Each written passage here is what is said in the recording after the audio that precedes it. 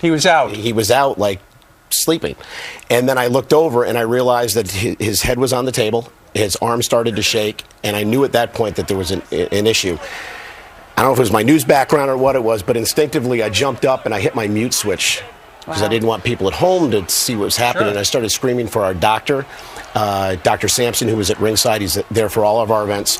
Mike Mansuri, one of our production people at ringside, and they were immediately with Jerry, brought him to the floor. Security jumped over the barricades. About a half dozen men carried him to the side of the arena, put him on a stretcher, and they got him to the back. And thank God for Dr. Sampson and the Montreal EMTs. He wasn't just commentating. He was actually wrestling that night, too. He had a match probably, 20 minutes before that. How old is he? 62 years old. Is he too old to be doing that? No, I don't think so. And I'll tell you why. He passed all the physical exams that were needed to participate, number one.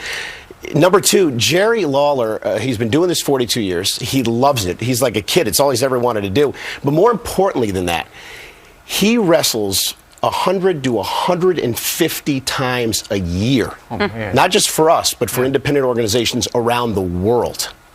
So, I mean, he wants to do this. He's in the shape to do this.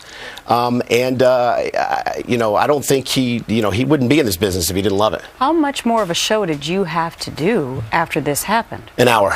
You had to do an hour then by yourself. What happened was we completed the match that I just continued calling it when Jerry had collapsed and went to commercial break. We made the decision during the break that out of respect for Jerry that we weren't going to do commentary anymore. So the show went on, the matches continued. It was just silent.